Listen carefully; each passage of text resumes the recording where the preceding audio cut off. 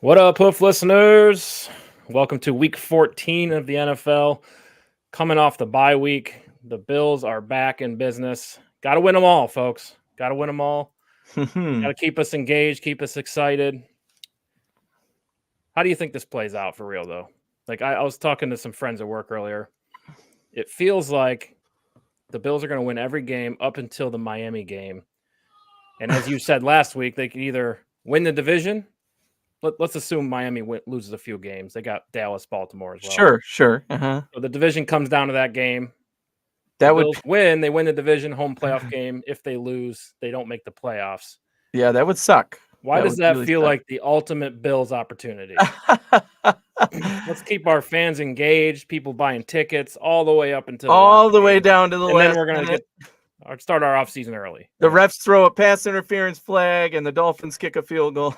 Right? No, that would be so sad if that's how it goes down. But it's an awkward situation because it truly is, to me, week to week, mainly because all of those teams in the AFC that are in contention play each other. All of them do, basically, right? I mean, so and the Bills can't really rely on help from the teams that are eliminated, like the Titans, the Patriots, the Jets. Those teams aren't going to do you any favors, right? You can't rely on them to beat any of the teams that are in contention, even though they've all pretty much got injured quarterbacks, right? So that is what makes it, 1 week we're going to be like, oh, good, this team lost and the Bills won, but the Bills still aren't there because, teams 2 and 3 also won. And then the following, team 2 lost, but then team 1 and 3 won, so the Bills are still in 4th place. And even though that's kind of how I felt doing the playoff simulator on ESPN, the playoff machine. You can pick every game and go through every week, and you can kind of just go back and then flip wins here and there to see the scenarios.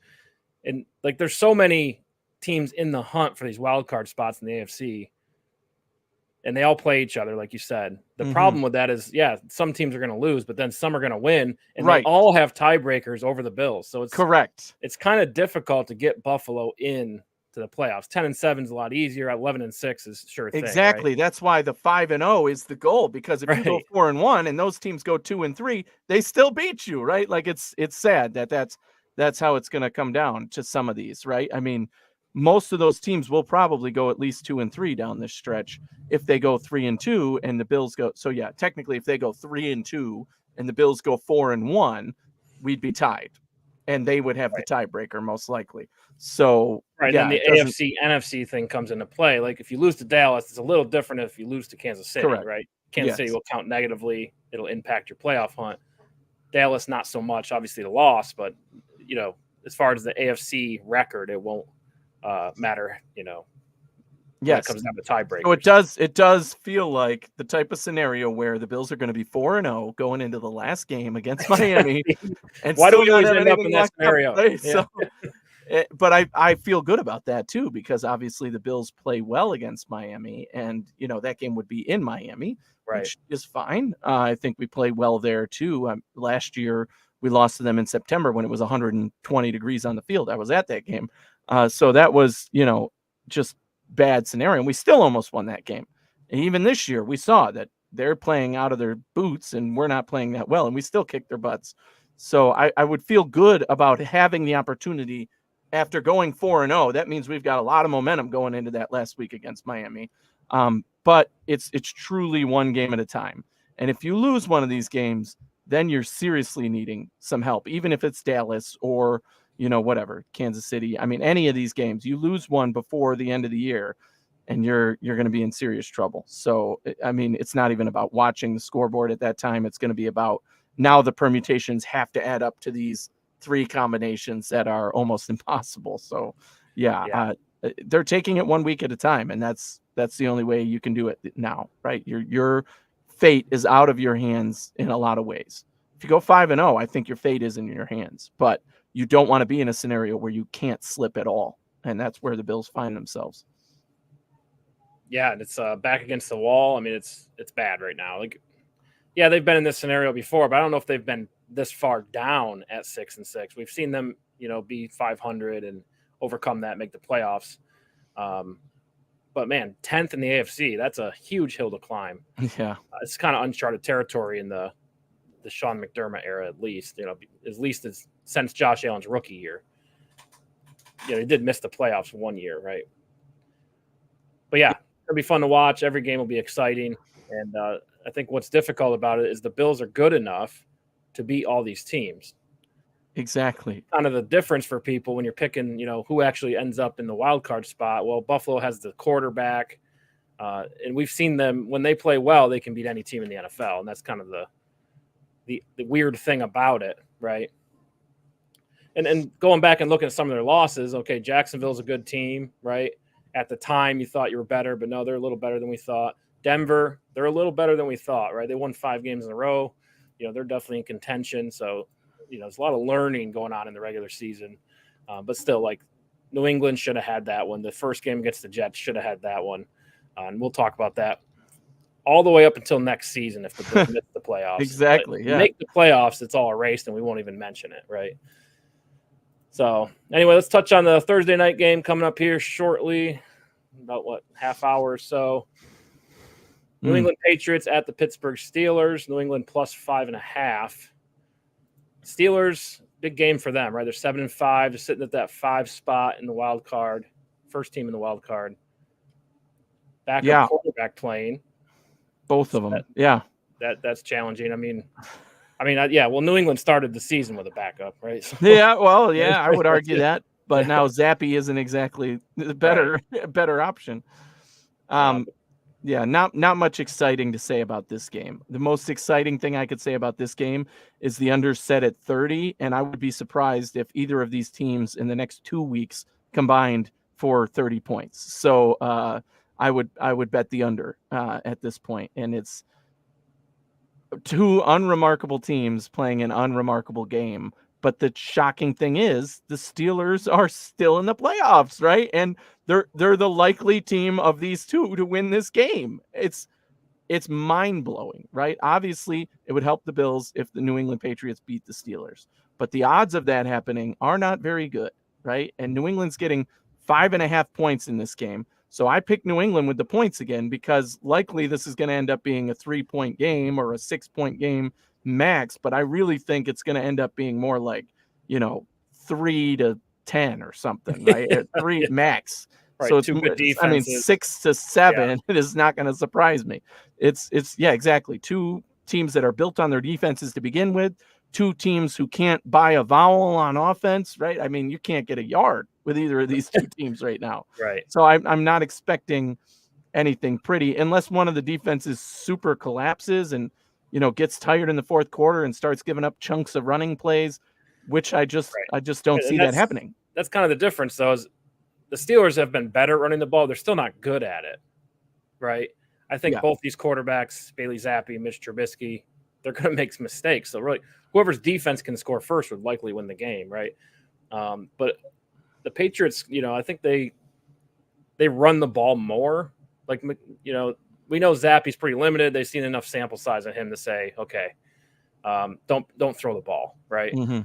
They kind of know who they are. The Steelers, though, with Mitch Trubisky is a little intriguing because he is an athlete, right? And he can run, he can throw the ball. He's got a pretty good arm and everything. They'll probably take some shots down the field, which I think would be mistakes. We've watched Trubisky, before in Buffalo. We've seen him all over the place. We've seen him start for the Steelers, and it's the same story. Guy's a great athlete, but the decision-making, there's going to be mistakes in this game. So that makes it hard to make a call on who wins, right? Because I do think there's a turnover by Trubisky, right?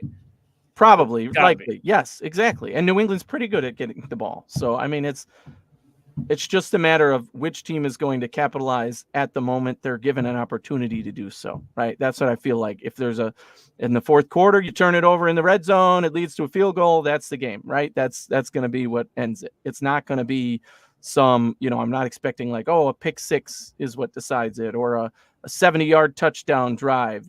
No, it's going to be some small mistake here that's, or small opportunity taken advantage of that capitalizes for one of these teams. And unfortunately, I think that's going to be Pittsburgh who wins it. But it's awfully weird to be rooting for New England to win, but we are doing that tonight and to no avail, probably. It's not going to hurt me that they lose. That's for sure. I think the safe bet is just take the points here. I'm going to go New England. Yeah. plus 5.5, 6-3 game. That seems safe to me. All right, enough of that one. Let's get to the real matchup of the week. Bills go to Kansas City. We've been talking about this one for a number of weeks leading up to it. Basically, flip a coin, Bills plus 1.5, traveling to Kansas City. They've played a lot, right? They're not in the same division. It's kind of awkward that they've played every year for the last 4 years, sometimes twice on playoff matchups. So these teams know each other really well. The difference is both teams seem to be struggling this year. I think, Kansas City, with their going as low as they can go as far as receiver talent, it's finally catching up to them a little bit, right? Mm-hmm. And there's some talented guys on the roster, but it's not what we've seen in the past, right? It seems like this is kind of the weakest receiver room they've had, and it is catching up to them. In Buffalo, we know that's well documented, all their problems. So little different perspective this time, but what's your initial thoughts? I mean, my initial thought is it's the same juggernaut matchup, right? These are two very good rosters going head-to-head against each other, two very good quarterbacks, right? So we're going to see some good action, some good football here, right? The downside of that is, yes, like you said, Kansas City has struggled on offense, drop passes, guys just not in the right places.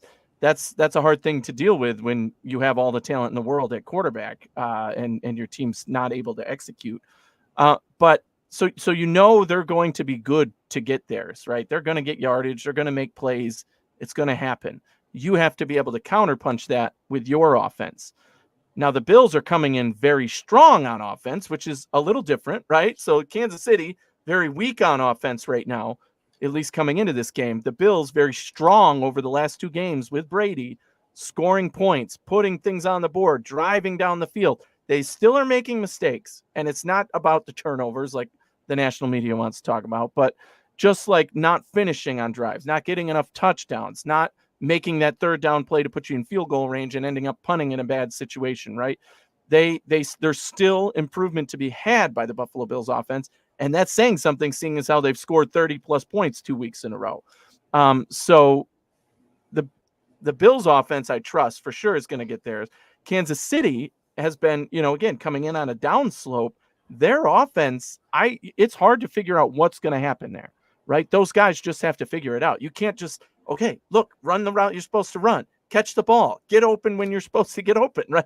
It sounds simple, but those guys, when you watch the football games, that's what's happening. Patrick Mahomes is trying to get his guys the ball, and they drop it in contested situations, or they're not going the right direction. And I think the Bills are going to capitalize on that a little bit, right? That you got to cover Kelsey, and Kelsey's the biggest threat, and Kelsey tears the Bills apart. And he hasn't even been as productive lately as we know he's capable of. But, if you can cover him or it's, and that's a big question for me. How does the Bills defense attack Kelsey, given that Matt Milano's not in this game? And that's kind of how they've done it in the past. So my guess would be you put 2 on him and man-to-man cover some of the other guys and, hope that Mahomes forces the ball to one of those one-on-one guys who are more likely, more prone to making mistakes, dropping the ball, doing whatever. And also hoping that our defensive line can get home on Pat Mahomes a few times, right? Because I think that is also where the Bills are stronger than Kansas City. We should be able to get to Patrick Mahomes. We should be able to get some sacks and get home and finish, right? Despite the lack of Von Miller play, hopefully he's benched for this one just because of his play. Forget the other stuff going on. And if that happens, yeah. That too, though. But it's just on the field. He sucks. I had that rant last week. He sucks right now. He's a liability on the field. Do not put him out there. Just don't. You want to put him out there for 5 plays, then fine, but don't make it in the key situations. Don't bring him in on third down, right? Like, I don't want to see that, which is sad to say, but that's the reality of the situation. I'd rather see Floyd and Epinesa and anybody else out there coming after the quarterback. So I hope that they're able to get some pressure on Mahomes and contain Mahomes, because he can run too, in a way while still being able to, keep the coverage, right? That is the $1 million question. However, we've seen that the past couple weeks in games, at least that I've been able to watch.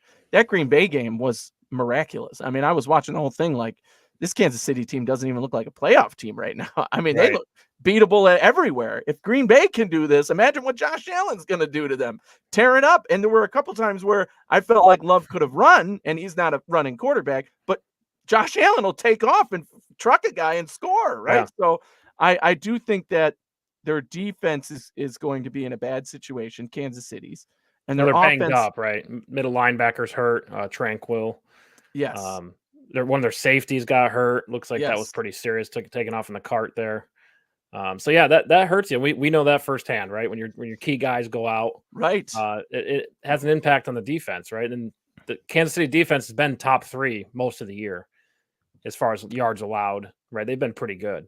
Yeah, and their defense, right? I was going to say that actually coming in this year, it's different because this Kansas City team is more, the defense is good and reliable and is going to hold people, and we just have they to look a do lot what more we like need to do on Buffalo offense. this year. Right? Yeah, You know, exactly. putting a lot more on Pat Mahomes, right?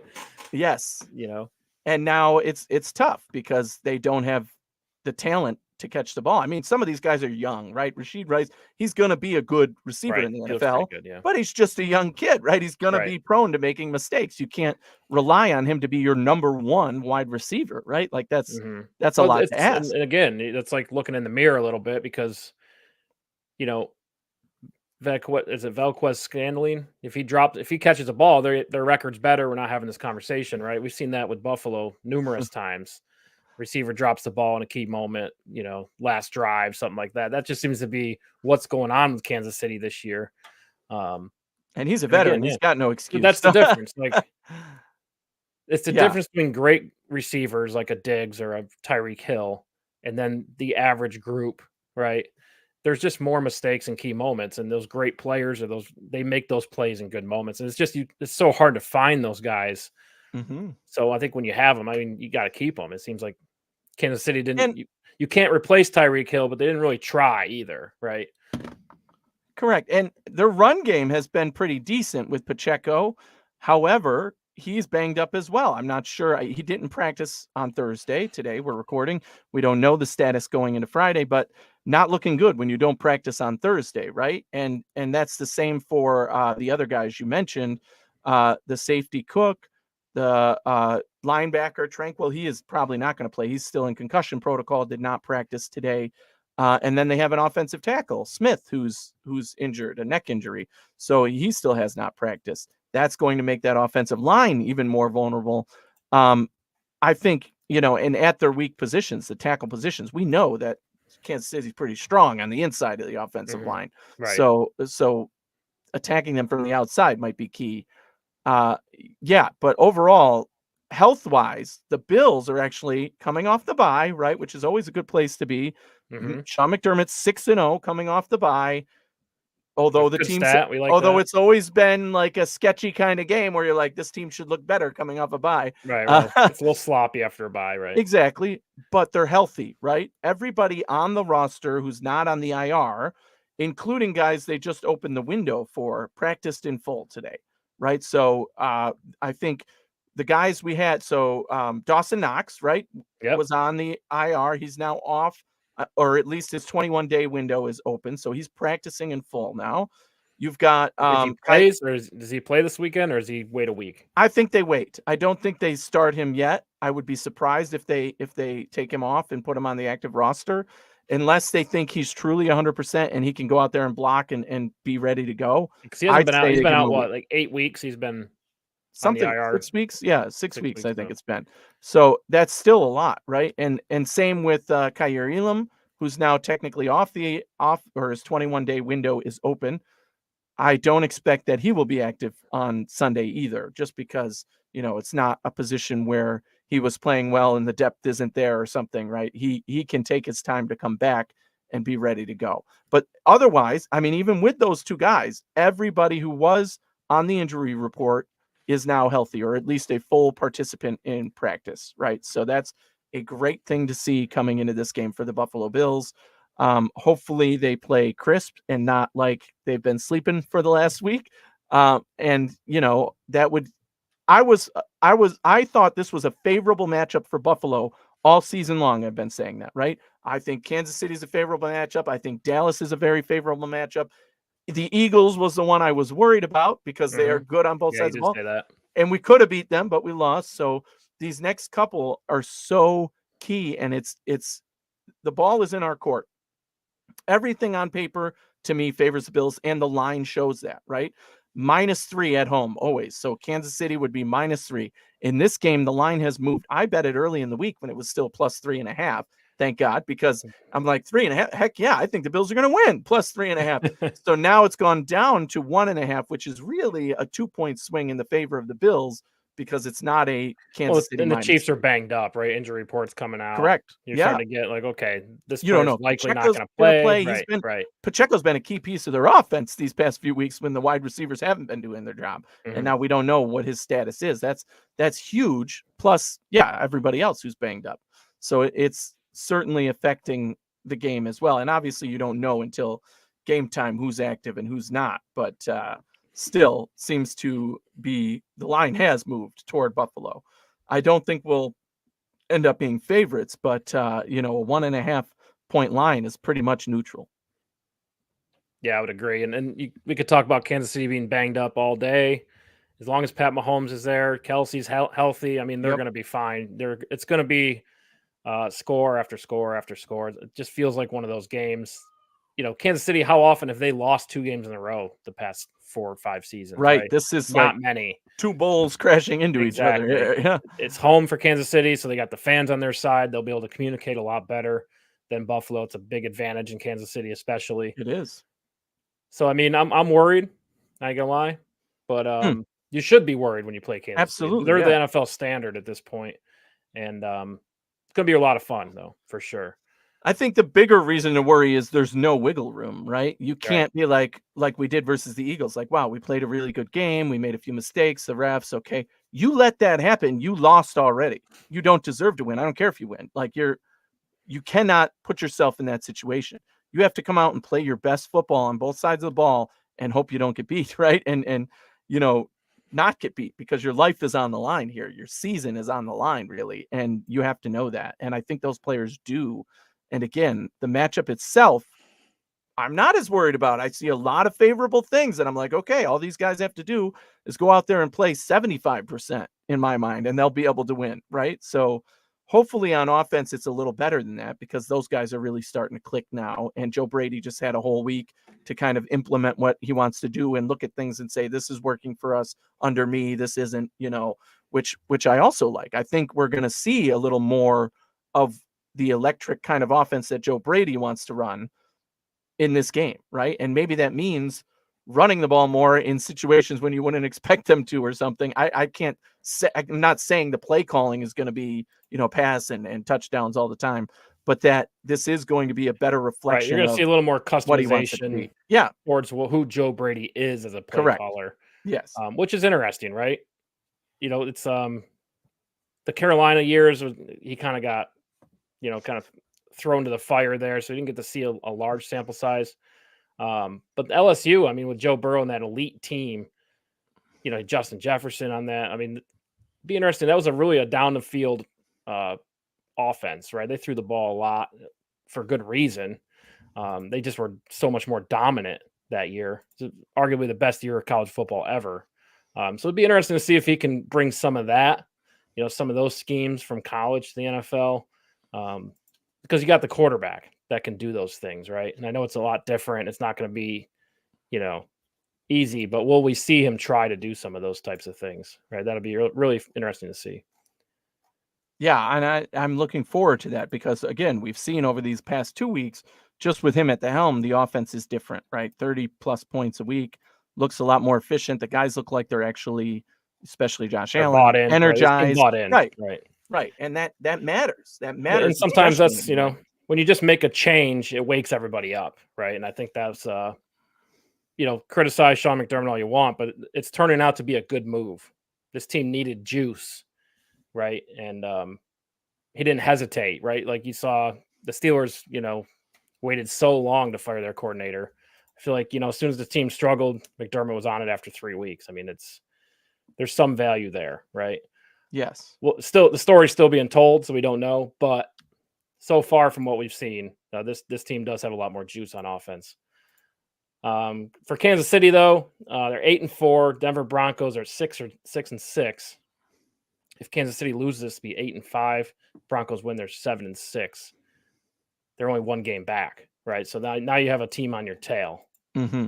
That's kind of an interesting story there. But I think the Chiefs' schedule lightens up after this. Buffalo, then at New England. They got the Raiders in Kansas City. They play the Bengals without Joe Burrow, and then at Chargers. So they're not feeling the heat as much as Buffalo is. Right. 2-game lead on the division. Home field advantage is probably out of the conversation at this point. Not near. Yeah. 2 games there as well, but it's still Kansas City, and I don't bet against them anymore. I just don't. What about in this game? You're not betting against them here. You don't think the Bills are going to win? I mean, I want Buffalo to win so bad. I just told you every matchup. Give me one matchup that favors Kansas. Yeah, and City. I agree. This is not this Kansas City team's not as talented their as kickers playing better, I guess. Right? Yeah. Their kickers playing better. And I was going to say their defense is playing great, but they're banged up right now. Yeah, they're not playing at their best. We're catching them at a good time. On top of the fact that this is not a good matchup for them. So yeah. I don't know. Yeah, I mean, the offensive experience and play calling will start there. Andy Reid versus Joe Brady, who's basically just finishing the second half of his first season as far as NFL experience as a coordinator. Sure. So that's interesting, right? But again, it's Josh Allen's offense. I think we know that. Punch and counter punch. If you play anything like they did at Philly, the Bills' offense will be fine. Yes. So yeah. Who you taking? Oh, I picked the Bills. Absolutely. I bet them at +3.5 earlier this week, but I think the Bills win the game. So getting points to me is a favorite here. And, I didn't take it in my pick 6 because I don't want to jinx them anymore, especially with 5 weeks to go in the season. But, I do think this is a favorable betting matchup for the Bills. Just, I mean, on paper, but they have to execute. And that's the part we need to trust right now. Right. If you're We've betting seen them. that. It's coming off the bye too. Like, how's it, there's it could go either way coming off the bye. You could either don't come out sloppy. Yeah, don't come out sloppy. Or you can come out sloppy, right? And this team's susceptible to being sloppy, right? Correct. They've been very inconsistent all year. I think unlike in previous seasons, it always seems like we have a week 6 bye, by the way. This is the first late bye in a number of years for the Bills, which is great because that's, statistically teams that have a late bye end up going on a run in the playoffs. But it's also just that the Bills have struggled early, right? And now we have our bye, and now we're going into a stretch where it feels like you must win. In previous years, it was, we have a good thing going, and then we go into the bye, and then we come in lazy, right? So my hope is that laziness in the beginning of the game is gone because these guys know they need to stay focused and ready. And it's the end of the season, not the beginning or middle of the season when you can take that bye week break. So they obviously let their bodies get rested, which was good because everybody's healthy on the practice report, and that's a good starting point. But now it's about that execution coming out strong on the field. Mm-hmm. None of that fumble on the first play bull crap, right? We don't want to see that. Right. Yeah, I think done that. That's out of the system. Yeah. I think I'll take Buffalo in this game, and here's why. It's going to come down to whoever has the ball last, just like Philadelphia, and whoever makes the mistake, right? The difference is the Bills have been getting so much criticism for their late game defense, their last drive defense. Mm-hmm. I think they repeat what they did last year. They stop Pat Mahomes on the last drive. Bills win. That's the prediction. I like it. All right, ready for the other ones? Here we go. Carolina at the Saints. Carolina +5.5 at New Orleans. Carolina, one win on the season. That might be it. And the Saints, still in it for the division. Atlanta's sitting at the top at 6-6. Tampa Bay and the Saints tied at 5-7. They're still in the mix there. That's kind of their only hope probably to make the playoffs, but got to think this is a easier win for the Saints. Kind of a sad division, obviously, but I am excited about the fact that Carolina is +5.5 here, right? They just missed covering last week, and they were one of the only losses I had against the spread. It's a lot closer than I thought, no doubt. Yeah, right. Yeah, I picked Carolina with the points, but now in this game, I think I'm going to do the same thing. Carolina's +5.5. I don't expect them to win. I expect the Saints to win, but the Saints haven't shown me enough that even against a bad team that they're going to just pound them and put them away, right? And I think that this might be a good get-right game for New Orleans in terms of playing their style and holding a team and getting the W ultimately. But Carolina is a team that still can produce. It's not like they're terrible, right? They are able to make plays. They're able to put points up. They're not losing by 30 points every week. So I expect New Orleans to win, but give me Carolina plus 5.5. Okay, surprising there. I'm going Saints. You're going Carolina. All right, here we go. Houston Texans at the New York Jets. Houston minus 3.5 at the Jets. Again, this line seems a little tight for me. Zach Wilson back in the lineup.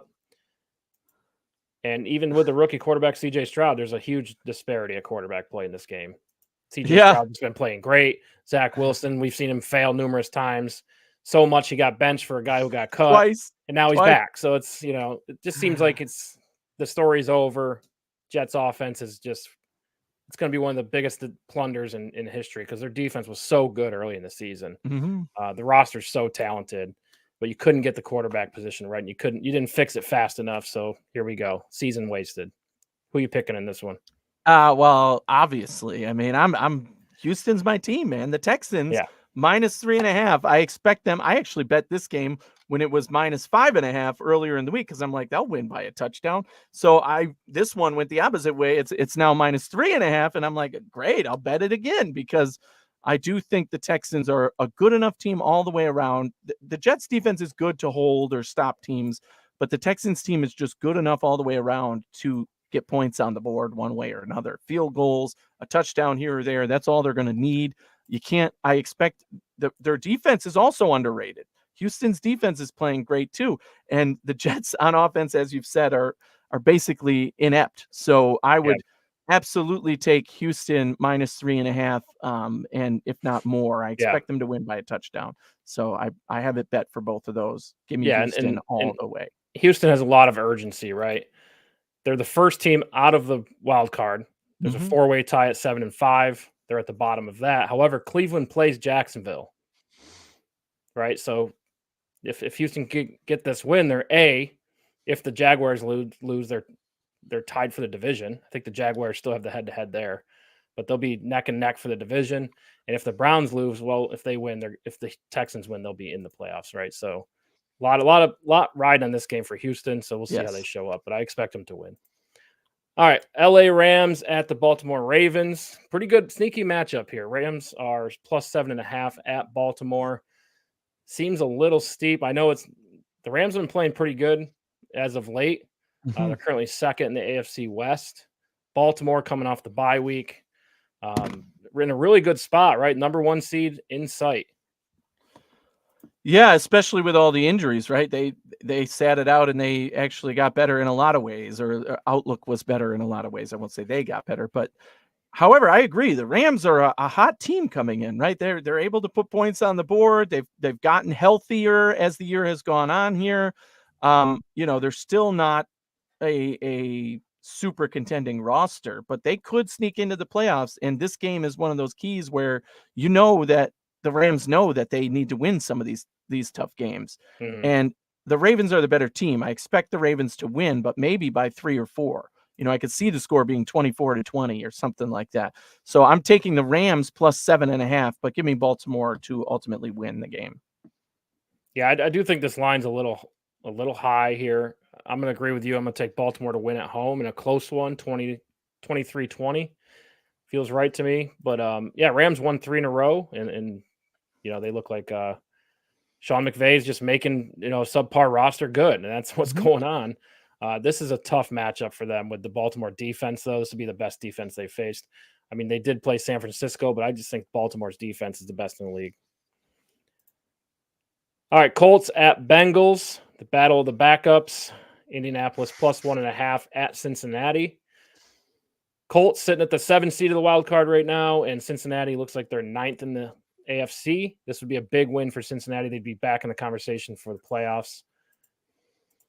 What do you think? Can the Colts hold their position?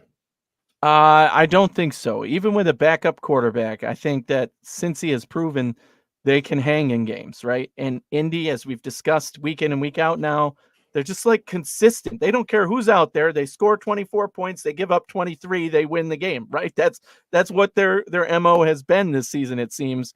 However, I do think Cincy has gotten a rhythm going with their backup quarterback, has gotten their 2 wide receivers healthy, right? So Chase and Higgins will be out there.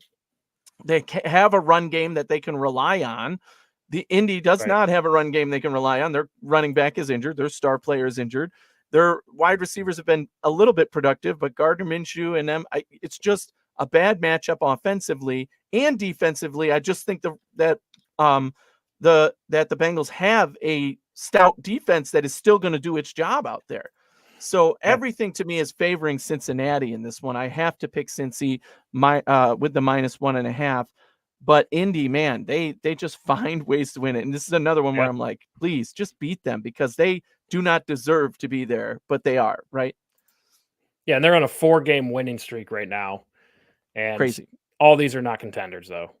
Going back to it, they beat the Panthers, they beat the Patriots, they beat the Buccaneers, and they beat the Titans. So this is I know Joe Burrow's hurt and everything, but we talked about this last week. The Bengals team is one of the most balanced teams in the NFL. They're in the conversation with the 49ers as one of the most balanced teams.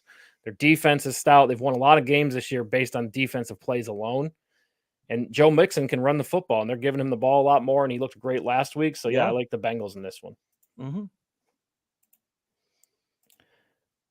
All right, Tampa Bay Buccaneers at the Atlanta Falcons. Tampa Bay +2.5 at Atlanta. Again, Buccaneers they started out like 5-0 or 4-1 or something like that, and then it's just been downhill from there. So because who's their quarterback? Who? Well, anybody? That plus, look, we know Baker needs a run game, and they just don't have. They've no run game. They haven't had a run game all year. Yeah, Baker needs a run game because he can't play quarterback. Okay, that's the problem. He's not a good quarterback. Anyway, same thing going to happen here, right? Don't care who's on the field for the Bucs. They are the inferior team in this matchup overall. Tampa Bay has been trending downward, and the Falcons have just found a way to win the past few games, right? So they need to continue that, and I think they will here against a team that they should beat at home. The fact that the line is +2.5 is kind of surprising to me. So I'm taking the Falcons -2.5. This is another one I bet earlier in the week too, because I was like, oh, okay, this is an easy one. And you can bet it's in my pick 6 for sure. But the Falcons, their offense is not producing the way we thought it might with a star running back, with capable weapons on offense. However, their defense is playing well. And against a Bucs team that has not been able to produce on offense or defense the last few weeks, and is just kind of, they score points, but it's not a competitive game, it seems, right, that they're in. So I'll take Atlanta for those reasons. Yeah, I like Atlanta as well. Just, they've won 2 in a row now. They know where they're at. Like, if you win this one, you basically get the division, right? At least you'll be in a step in the right direction. I think they still have the Saints on the schedule. But, yeah, I like Atlanta. There's a lot to look, like you said, the defense is playing good. There's a lot of weapons on this Atlanta team. They just need a quarterback, right? So I think they can find ways to score with the weapons around them, and that's kind of how they've been playing all year. If they get a quarterback, this team could be good next year. If they get a quarterback, right. But the pieces are there. Pieces are there, right? And a lot of teams can't say that.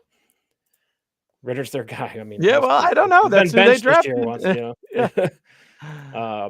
all right, here we go. So, big AFC matchup: Jacksonville Jaguars at the Cleveland Browns. Jacksonville +3 at Cleveland. Can Joe Flacco get it done? He certainly makes them better than a rookie quarterback who's just learning, right? He knows how to take advantage of situation. He just has that instinct, right? But he's still not good. There's a reason he was on the floor, on the couch eating popcorn, and then came into this game.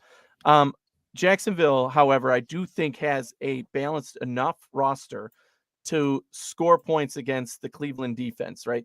They've been a little more vulnerable the last couple of weeks, getting late into the season now, and it's because their offense can't really get much done, so the defense is spending more time out there. They get worn out. So I do expect the Jaguars to win the game, and the fact, again, that they're getting points is a little bit surprising to me. So I'm taking Jacksonville with the points, and I do think they find a way to win this game against Cleveland. with Joe Flacco playing quarterback, and everything that's going on there, even though this game is in Cleveland. So Jacksonville, just their roster, their coaching, again, they're kind of the veteran presence team right now. I like them to find a way to win, even with the backup. Do we know Trevor Lawrence is practicing, right? So I think he's going to play.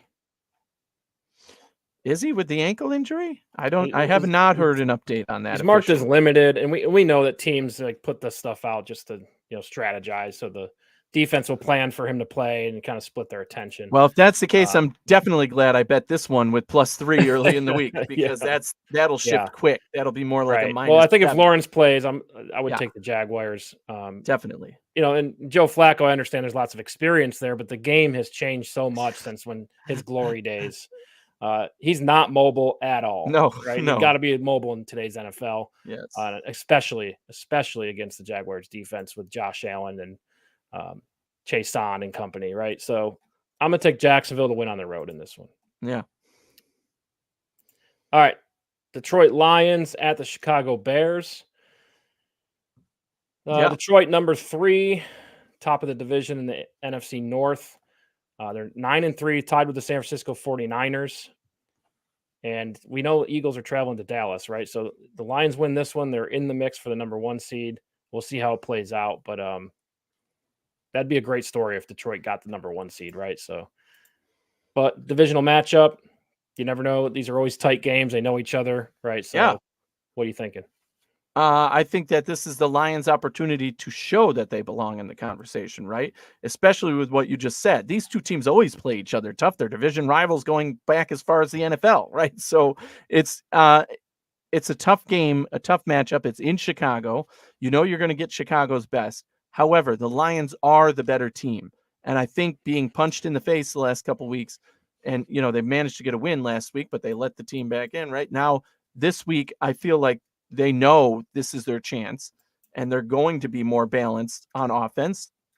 The run game, when it gets going, helps Jared Goff, right? Jared Goff is much more efficient when Montgomery is healthy, because Montgomery, Gibbs, you don't know what they're doing, and they can unleash the pass game that way, right? Amon-Ra St. Brown is better when the 2 running backs are healthy. And in this game, that's going to be the case as far as we know. So I really like the Lions in this one, -3. I think they end up winning the game by 10+ points, because they're going to make that statement. Chicago's going to hang in. Chicago's been playing a lot better lately, but they're still just, their roster limits them. They're not good enough to beat good teams, especially a team like this Detroit team, which is, a lot better over the last few years and has really built this thing, where Chicago's trying to find their footing and basically going to be in a full rebuild this offseason. Yeah, the last time they played, Lions won by 5 points. So it was tight, right? But they always say like one game at a time. I don't think that's true from the top, at least the head coach. You got to look ahead a little bit, right? And if you're Lions, you look ahead. You got the Bears this week, but then, AFC wildcard contender Broncos next week on Saturday night. And then you're going to Minnesota, another tough divisional matchup. You're at Dallas, and you finish the season against Minnesota. So not an easy road after this game. So I think this is it's one they got to have in Detroit if you are trying to finish the season strong, right? So I'll take Detroit. All right, speaking of the Vikings travel to Las Vegas, Minnesota -3 at Las Vegas. Let's check their playoff standings. Vikings are 6th right now in the wild card spot. They're ahead of Green Bay. However, their records are the same, 6-6. There's a 3-way tie at 6, or 4-way tie at 6-6 between the Rams, Seahawks, Packers, and Vikings. Vikings are at the top of that. Got to win to stay ahead of these other teams. Yes, and this is a winnable game for the Vikings. They're coming off their bye, which is helpful, right? Dobbs had probably his worst game this season at quarterback before the bye. However, they stuck with him. They said he would be the starter for this one. And I think that was a good decision, because they have Justin Jefferson coming back for this game. And that, to me, is the huge difference maker. You bring in Jefferson, you make Addison better, you make the quarterback better, you make the running back better, because they know they're going to have to cover Jefferson. And he's slowly been recovering the past week, so I do expect him to play a good number of snaps and be pretty healthy in this one. They're not going to, slow play him. They need him, right? They're in the playoff contention. They need him. They need him to be the guy that he can be. And I expect him to produce too. He's going to make those catches as long as Dobbs throws the ball his way, which, I mean, you have Jefferson. Why wouldn't you? Right. So I think that to me is the difference. Even though the Raiders have been playing better, like we saw in that Miami game where they were able to put points up early, but then just faltered, right? And that's because good teams sustain lead. Play 4 quarters. Right? Yeah, exactly. And the Raiders just can't do that, I don't think, right now, given their roster. They do have good pass rushers. Maybe Crosby could be a difference maker in this one. And but Dobbs is such a mobile quarterback that I think that kind of cancels that out a little bit. He's going to be able to get away and run or throw the ball away. So, yeah, I think this one, to me, heavily favors Minnesota. So I'm taking Minnesota -3, and I think they win by 7-10. And that's a good point. Justin Jefferson coming back. They've lost the last 2 games by a combined 3 points. They lost by 2 points to the Bears and 1 point to the Broncos. Justin Jefferson is definitely worth 3 points, right? So, I think that's enough to get them over and get another win. But they have Detroit twice, so it's we'll see how it plays out. But got to have that one. All right, Broncos at Chargers. Big game for the Broncos. Divisional matchup here. Denver +2.5 at the Chargers. This one I've heard. This one's really a tough call, right? It is. The Broncos play very safe, right? Conservative football, and it's been working for them. When you have a quarterback like Justin Herbert, you really can't play conservative. He's got to try to carry the whole team, right? So, how's it going to play out? This is one of those games that is such an anomaly to me, right? I was like, oh, what do I do? I'm stuck. My gut tells me the Broncos. They're getting points. They've been playing well. The Chargers don't care about football. That's very clear. I mean, I don't know if it's just the coach or whatever. They don't care about football. You beat New England 6-0. I mean, come on. You couldn't get a touchdown with Justin freaking Herbert and all the stars on that team. Come on now. I just think that's pathetic. And that's Foxborough too. That's the type of football they've been playing lately. So now they're at home, okay, but they're still playing a Denver team that has something to play for when they don't. However, this is a division rival, so they're going to be up for this game. They're going to say, great, if we do nothing else this season, we can knock the Broncos out of it and knock them down a peg. The Chargers are the better team, but that means nothing when you're the Chargers because they've been the better team all year pretty much and just can't win games. So I picked the Chargers -2.5. I do think that this is their chance to win a game. And if they're going to win one the rest of the season, this is going to be the one that they are going to play well for and want to win because it's against their division rival who's still in contention. And they're at home. And they do have 7 losses, the Chargers. So really their backs against the wall. You have to win all of them to make the playoffs. Look, we said this in the beginning of the season. The Chargers are good enough on paper to make the playoffs, right? And be a contender. Just every year, it doesn't play out that way for whatever reason. Is it coaching? Is it what? It's sloppy play. I mean, whatever it is, they're just not living up to their roster. And so I think they could pull this one off, right? I like the Chargers at home. Look, Justin Herbert can make enough plays to beat a conservative team, right? The Broncos have just been playing conservative all on both sides of the football, right? And it's working for them, but I mean, it doesn't work when you have an aggressive quarterback, right? And I think if Justin Herbert stays aggressive, makes enough plays, the Broncos won't be able to compete with that. And we see them twice in the next 5 weeks, so should be interesting. Tough. All right, Seattle Seahawks at the San Francisco 49ers. This line I thought was way too high, but Seattle +10.5 at San Francisco. And I got it. San Francisco coming off a huge win, but this is a division rival. They know each other. The game's always really good, right? It's always tight. Pete Carroll, I think he'll have his guys ready. And really, the Seattle, they've been up and down, right? But it really comes down to how is Geno Smith going to play? Yeah. The tough defense. I just thought 10 was a little high. I think it'll be closer than that. Definitely. I'm with you 100% on that, right? San Francisco will probably win the game. They're my pick to win the game. But Seattle has been in these games, right? Dallas, they were right there. They've had extra time now to prepare for this one. Their offensive weapons, as we've talked about all year, running back, wide receiver, they're probably the best on paper in the NFL when they're healthy.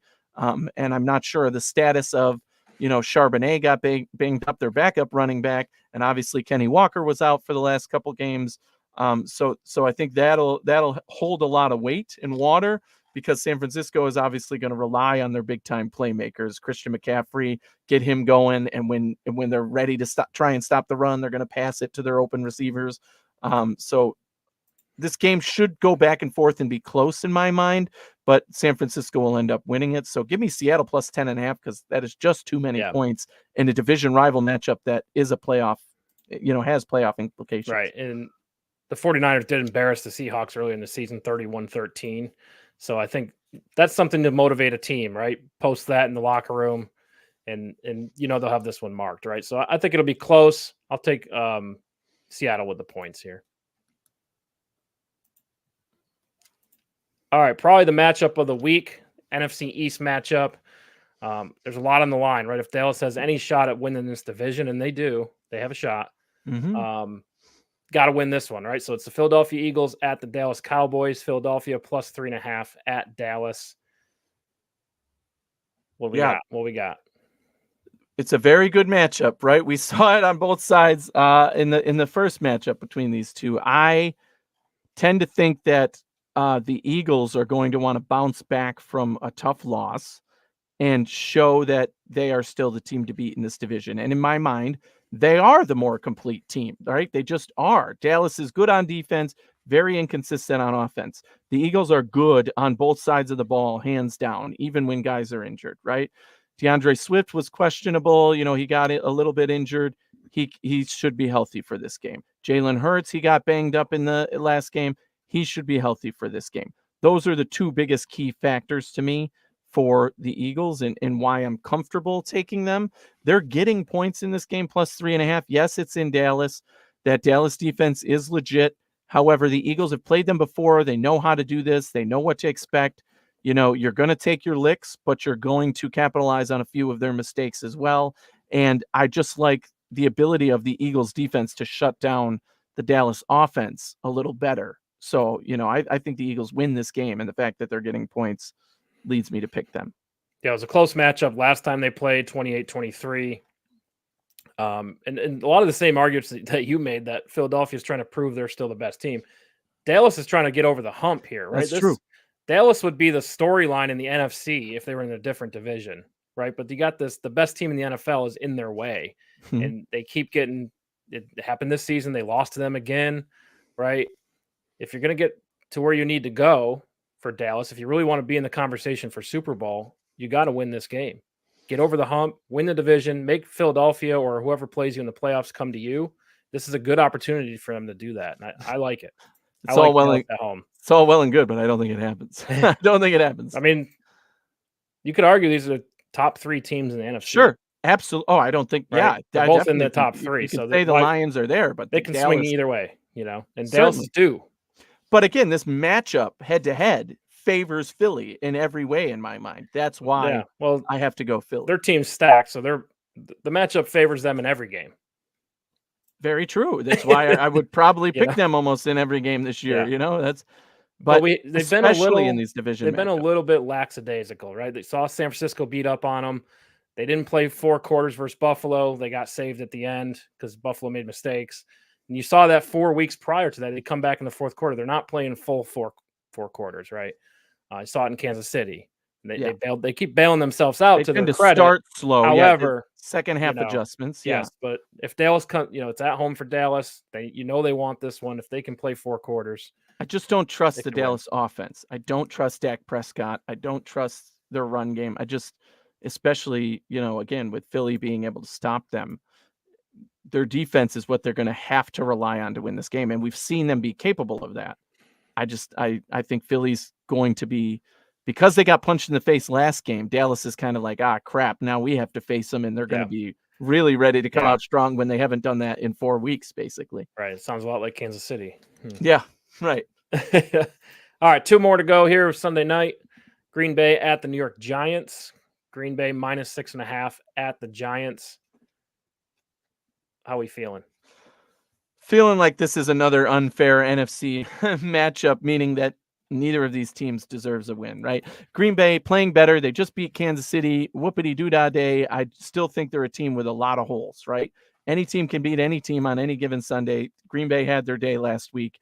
The Giants can beat Green Bay, okay? The Giants can beat Green Bay. That's a fact. And this game is in New York. I don't like this matchup at all. I don't like the points. I think I'm taking the Giants plus 6.5 because I do think Green Bay wins it, but probably only by like 2 or 3, instead of 6.5, because the Giants have been just hanging in there, doing enough, running the ball, finding a way to get their quarterback productive. Teams are sleeping on them a little bit, and that has been to their advantage.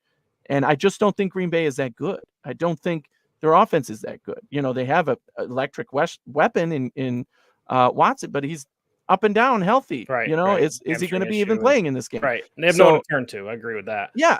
And same thing with their defense. I mean, their defense is good and then not good enough. And I think that Jordan Love's making plays, though. I think Correct. That's the difference.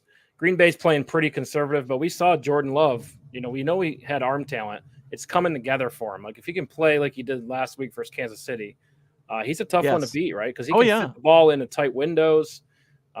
He makes a lot of plays with his legs, maybe not like running down the field, but rolling out in the pocket, right? There's a lot of play action where he rolls out.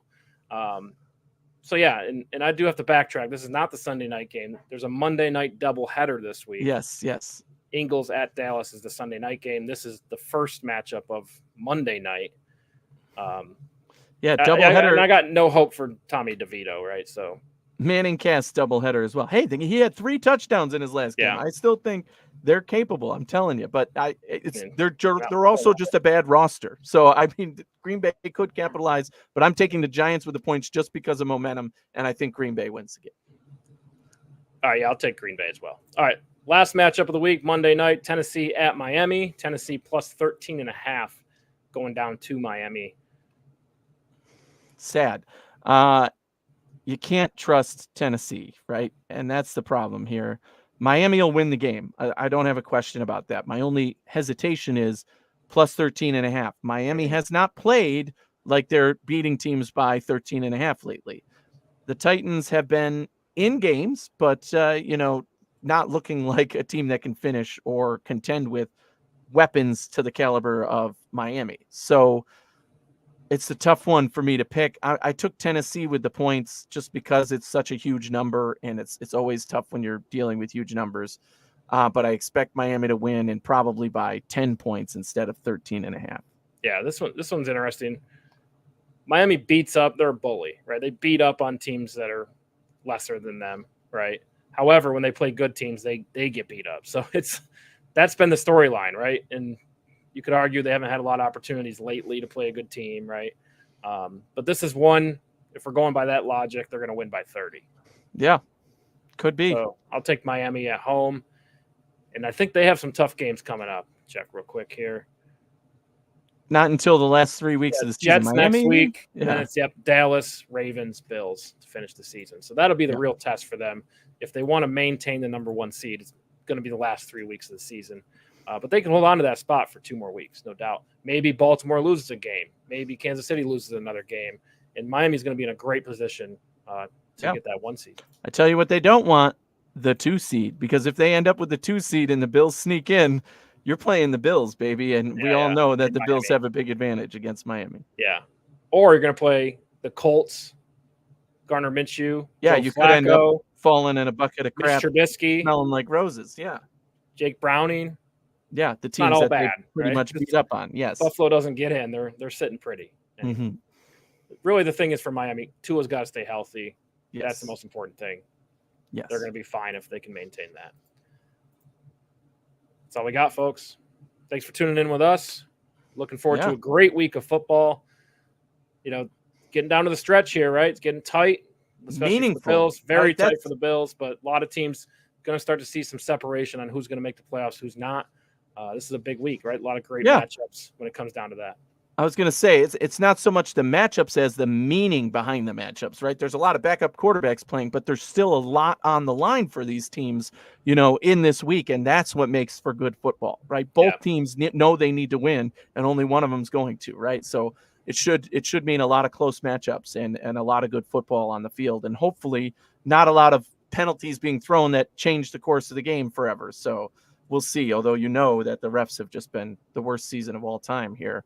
Right. But yeah, it should be fun to watch. And as always, thanks for kicking it with us. Thanks for kicking it with us. And just wait till Taylor Swift sees Josh Allen, though.